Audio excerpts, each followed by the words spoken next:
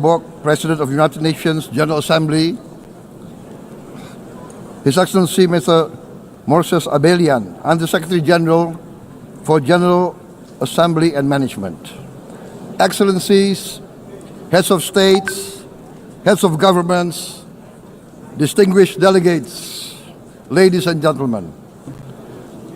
It is indeed a great honor for me to stand in this August General Assembly Hall among leaders and representatives who represent almost all of humanity.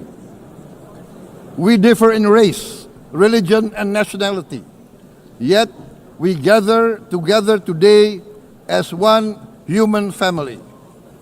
We are here first and foremost as fellow human beings, each created equal, endowed with unalienable rights to life, liberty, and the pursuit of happiness.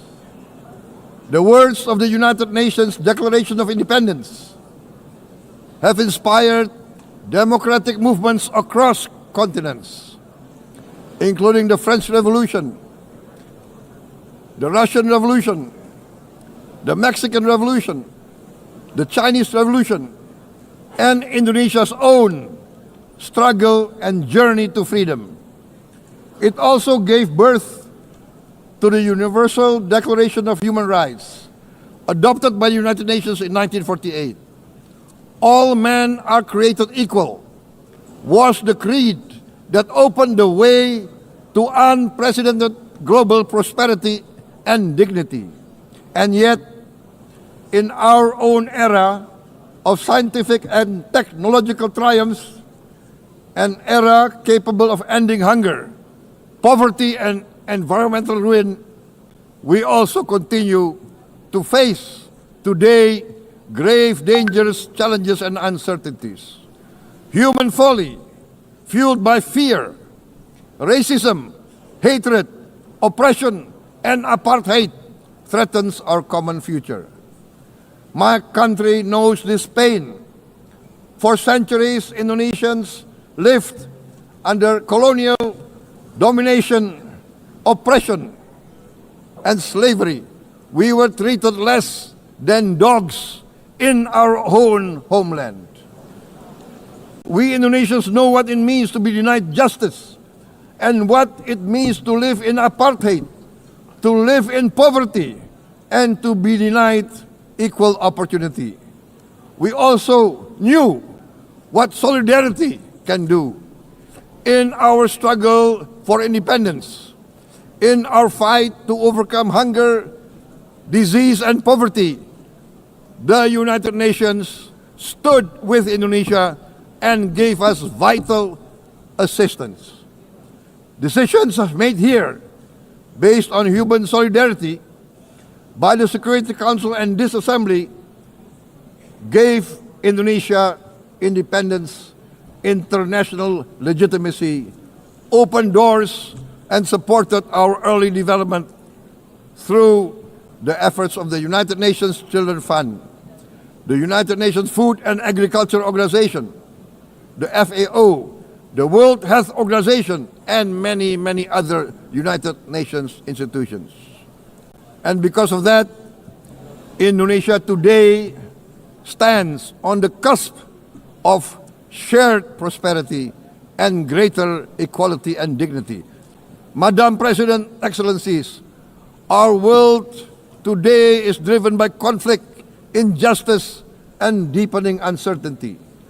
Every day we witness suffering, genocide, and blatant disregard for international law and human decency. In the face of these challenges, we must not give up. As the United Nations Secretary General said, we cannot give up. We cannot surrender our hopes or our ideals. We must draw closer, not drift apart. Together we must strive to achieve our hopes, our dreams. The United Nations was born from the ashes of the Second World War that claimed scores of millions of lives. It was created to secure peace, security, justice, and freedom for all. We remain committed to internationalism, to multilateralism, and to every effort that strengthens this great institution. Today, Indonesia is nearer than ever before to meeting the Sustainable Development Goals of ending extreme poverty and hunger. Because years ago, this very chamber chose to listen and uphold social and economic justice. We will never forget. And today, we must never be silent while Palestinians are denied that same justice and legitimacy in this very hall. Excellencies, Thucydides warned, the strong do what they can, the weak suffer what they must. We must reject this doctrine. The United Nations exist to reject this doctrine. We must stand for all, the strong and the weak.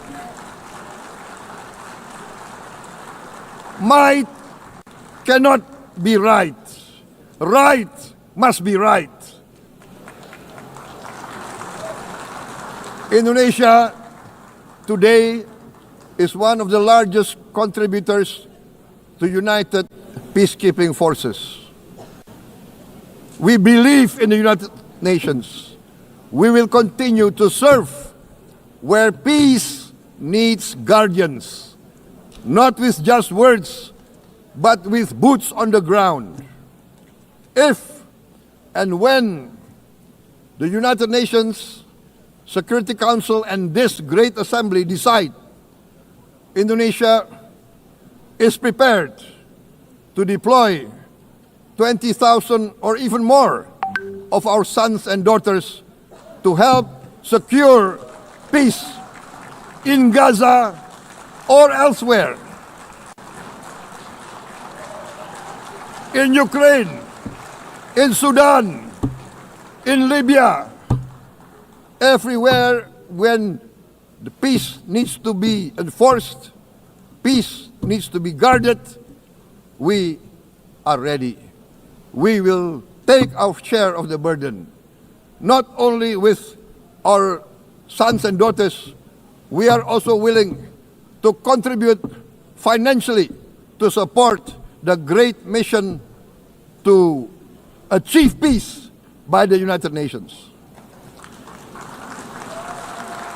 Madam President, Excellencies, I propose to this Assembly a message of hope and optimism, grounded in action and execution.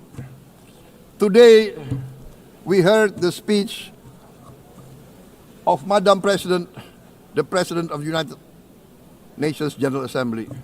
Yes, it is true what she said.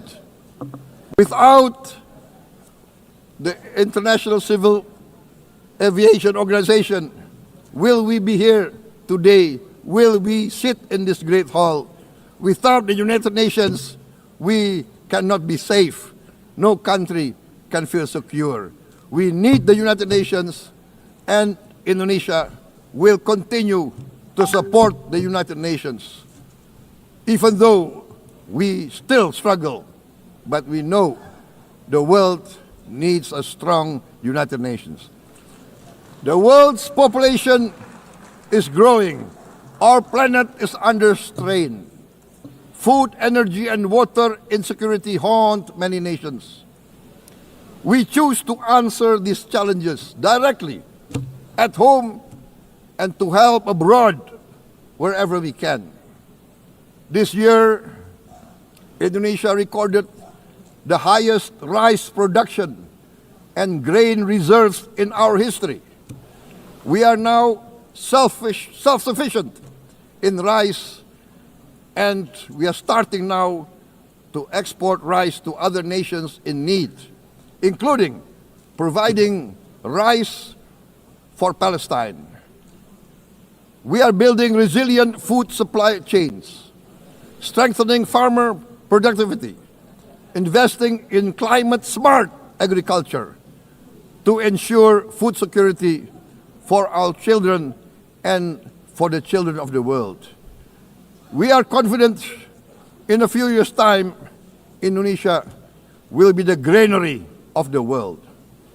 As the world's largest island state, we testify before you that we are already experiencing the direct consequences of climate change, particularly the threat of rising sea levels. The sea level on the north coast of our capital city is increasing by 5 centimeters every year. Can you imagine in 10 years? Can you imagine in 20 years?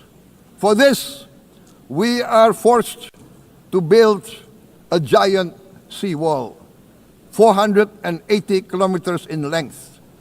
It will take us maybe 20 years, but we have no choice. We have to start now. Therefore, we choose to confront climate change not by slogans, but by immediate steps. We are committed to meeting our 2015 Paris Agreement obligations. We aim to achieve net zero emission by 2060, and we are very confident we can achieve net zero emission much earlier. We aim to reforest more than 12 million hectares of degraded forest, to reduce forest degradation, to empower local communities with quality green jobs for the future. Indonesia is shifting decisively from fossil fuel-based development towards renewable-based development. From next year, most of our additional power generation capacity will come from renewables. Our goal is clear: to lift all of our citizens out of poverty and make Indonesia a hub for solutions to